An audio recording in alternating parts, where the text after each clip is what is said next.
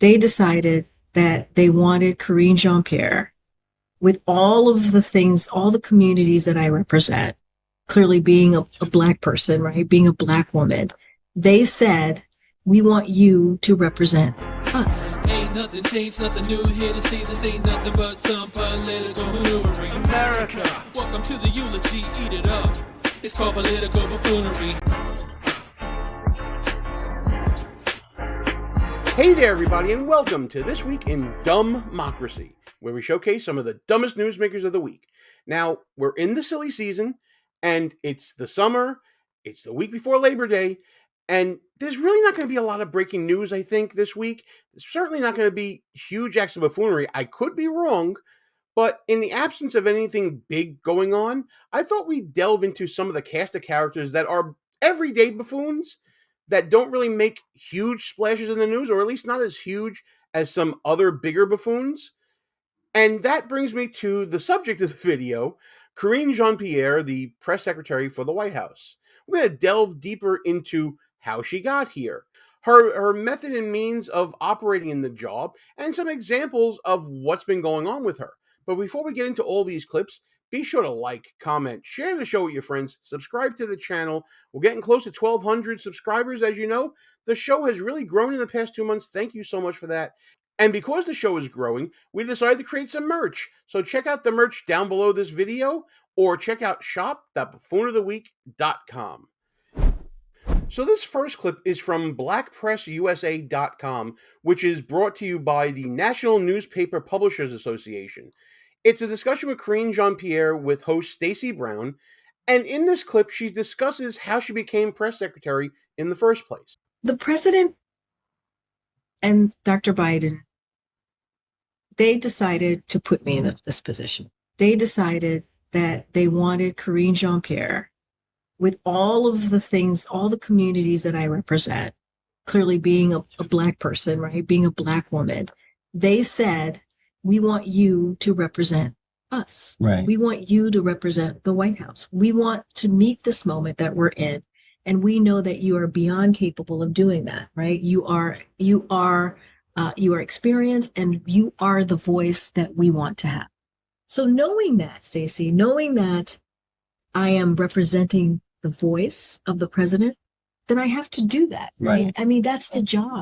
Okay, so there's a lot to break down here, and I want to first look at the order in which she touted herself. It was identity first, talent second. And that identity is what many touted when she first was appointed to the position, that she's the first African-American female press secretary and the first openly LGBT press secretary. She wears these titles like a badge of honor. They become first in her identity before talking about her capability and her talent, which, by the way, we'll get into that as well. Now, it strikes me that if you were simply born African-American, and let's say for the argument's sake that you were born with your sexual orientation, I know that's not settled science or anything like that, but let's just say that you are. If those are the things that brought you to the dance, so to speak, if those are the things that got you to where you are, and you say that first and foremost in an interview, aren't you just flouting your privilege? These are things that were not earned by you. Your skin color and your sexual orientation, for argument's sake right now, are things that you did not earn. They were given to you by dint of birth. Now, we always hear arguments about privilege, white privilege, and all these other types of privileges that we hear about in this country. But isn't this a type of privilege that Karine Jean-Pierre is talking about here? She was privileged to be the right person with the right skin color, the right representation at the right time. Oh, and then, by the way, she says she's good at what she does. Now, it seems to me that Karine Jean-Pierre is actually marginalizing herself and admitting that her talent only got her so far. And that's a problem for me here. I had the same thought when President Biden nominated Ketanji Brown Jackson to the Supreme Court, because he made a promise to nominate the first African-American female to the court. But that means that forever and all time, there's always going to be this lingering question about Ketanji Brown Jackson and whether or not she actually deserved to be on the court. Now, I believe that she did, of course, because her resume speaks for itself. I may not agree with her view of the law, but she certainly is worthy of the position. But because President Biden made that statement, there's always going to be that lingering question from people about whether or not she was actually qualified to be on the court. The same thing applies now for Karine Jean-Pierre. She's admitting herself that her skin color, her orientation, her representation got her where she is right now.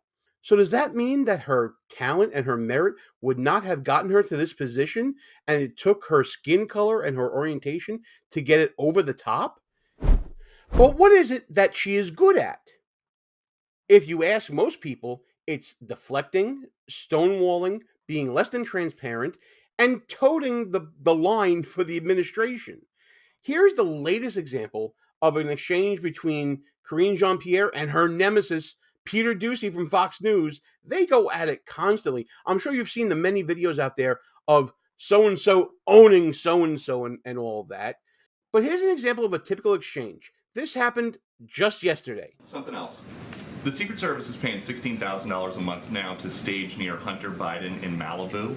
Who's paying for that? That's a question for the Secret Service. Okay, Hunter Biden is reportedly selling art to pay for his $15,800 a month rent in Malibu. How can you guarantee that people are not going to be buying this art to gain favor with the president? That is a question for Hunter Biden and his representatives. Whoa, wait a minute. Separating out the president from any sort of influence peddling that Hunter Biden might be doing in the future is exactly what she should be answering. She should be assuring the American people that everything is on the up and up, that the president is not for sale, and these are the safeguards that are in place. But to then just punt the answer and say, well, just ask Hunter Biden, like it's not their responsibility, it's just wrong. I know. I hear. At the White House, we know that one of the art question. buyers got a job from the Biden administration. Can you guarantee that there is no I quid pro hear your quo? question. I'm not going to get involved in this. That is a question for Hunter Biden's So representatives. we know that from a Hunter Biden associate now that he sold the appearance of access to then Vice President Biden. Are you confident that he has stopped doing that? That is a question for Hunter Biden and If his somebody is representatives. selling the appearance of access to the White House, that is a question for the White House. No, that is your I don't know how you're perceiving That is my reading of sworn testimony by Devin Archer. He said, I am just not, Peter. I'm just not going to get into this. I'm just not. So, this testimony, since the last time that I was in here, Devin Archer talks about how he and Hunter Biden tried to profit off the Biden brand. What is the Biden brand? I'm not going to get into it from here. I'm not going to get into it from here. Unreal. We're going to move on. Unreal. What arrogance, stonewalling, deflection. I'm choosing not to answer that, even though it's a totally valid question that Peter Doocy is asking. I'm so glad that Peter Doocy kept her feet to the fire on this because it exposed her agenda gymnastics. It's a topic we discuss frequently on this show. We discussed it in yesterday's video as well. You can click on that video right in the upper right-hand corner right now where we discussed the agenda gymnastics of Biden surrogates. She's just another Biden surrogate who is protecting the president and is not gauging the interest of the public to know what there is to know, especially things that directly apply to the presidency and the appearance of impropriety with this administration. But the other thing I did notice through this exchange is that Peter Doocy, who gets to sit in the front row with all the other network people, he got to ask a lot of questions. But what about those other reporters in the back seats, in the cheap seats in the press room, that don't get to ask any questions? Why doesn't Karine Jean-Pierre ever pick on them? Like what you see so far? Go ahead and smash that thumbs up button. Also, leave us a comment and tell us what you're thinking. And don't forget to subscribe so you never miss another show. So just an example of what I was talking about. This is an exchange that happened in March of this year between Karine Jean-Pierre and Simon Ateba, who was one of these backbencher reporters who never gets to ask a question at these press briefings. Listen to this explosive exchange. Doing this. We're not doing this. From across the room. You've been discriminating against me and discriminating against some people in the briefing room. And I'm saying that this is the US, this is not China, this is not Russia. This is not Russia. Okay. What you are doing, you are making a mockery of the First Amendment. Decorum, please. It's been 7 months. You've not called on me. You've ignored my messages. I'm saying that that's not right. 7 months without getting called on to ask a question, and he's only getting pull quotes from the questions that other, more privileged reporters are are being allowed to ask. Karine Jean-Pierre is only calling on certain people. And by the way, this is, I guess, the cast of Ted Lasso is behind her for some reason. Okay. Fun times. Welcome, guys. Welcome. Welcome to the press briefing room. Okay. Are we ready? Are we going to behave? Are we going to behave like they're school children? Really? Come on. You can't keep discriminating against some people in the briefing room because you don't like them, you don't like them. So you have a choice. No, You have a choice. You have a choice. A number of people Okay. in the briefing room, and I'm saying that that's not right. This is not China. This is not Russia. This is the United States. This is the White House. No. It's been 7 months. I sent you The rest of us are here too, pal. So clearly the other more privileged reporters are getting upset with this outburst. But if you listen closely, the reporter is saying, it's been 7 months, I've emailed you, I've communicated with you. You would think that, yes, there has to be some rapport built up, but how exactly does Karine Jean-Pierre pick who gets to ask multiple questions and who doesn't? Well, luckily, let's go back to that same interview with Stacey Brown. She reveals that answer, and you're not going to like it. I won't say who the journalist's name is, but someone said she never calls on me. No. But what's the protocol? I mean, Okay. you do look around, right? I do look around, and here's the thing: I tell people, "Come see me. Right. Come see me. Right. Come make it." Well, and isn't that one of those things? And get to know me, because what tends to happen, I call on people that I don't know, but it's always your brain, right? Just automatically, there are 50 plus people in the room. Cool. You're going to be like, okay, I know you. Go ahead, ask your question.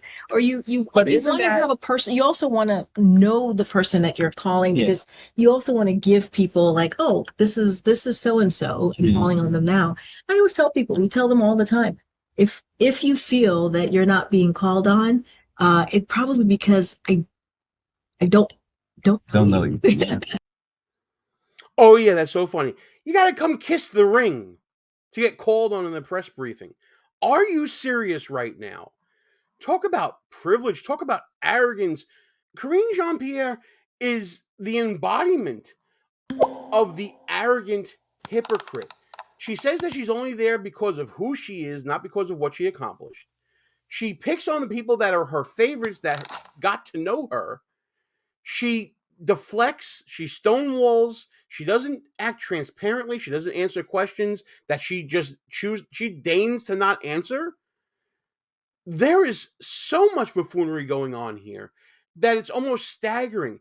Yet we never talk about her on the show because there's always a bigger buffoon going on. Maybe that's a mistake of mine. Maybe I need to focus more on these sort of everyday buffoons that have more of an impact on the political landscape than someone who just has a large buffoonish action one time that gets everybody talking. You know, whoever owns the other person. This is the type of buffoon that's so insidious and so... This is the swamp. This is the buffoon that is so much a part of the culture of Washington that it just seems like business as usual. You'll find articles out there talking about press secretaries having their favorites all the time and that this is nothing new. Well, why is that nothing new? Shouldn't those in the back get a chance to ask a question too?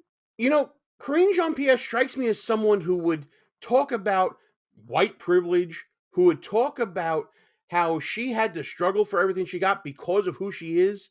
Yet she is now perpetuating that same cycle. She is perpetuating her own privilege in that press room. You know, the one test I do for buffoonery, one of the tests I do to measure buffoonery is flip the partisan coin. Let's say that Karine Jean-Pierre was a Republican for the Trump administration, and she got into her position because of some other privilege, and she decided to only pick on certain reporters that she knew that would ask the questions that she likes.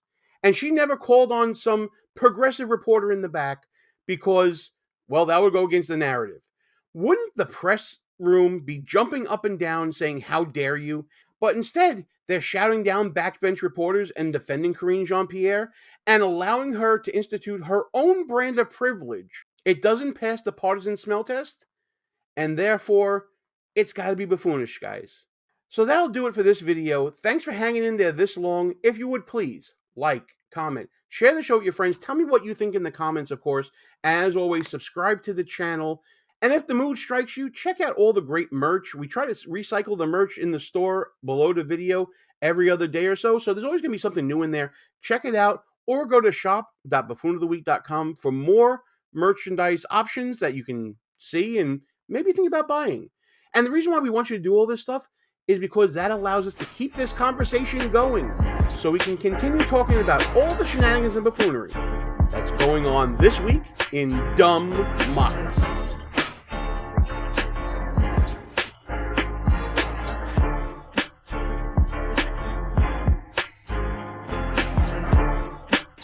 All views and opinions expressed here are not necessarily of the mainstream media and may offend some listeners. It's called political buffoonery.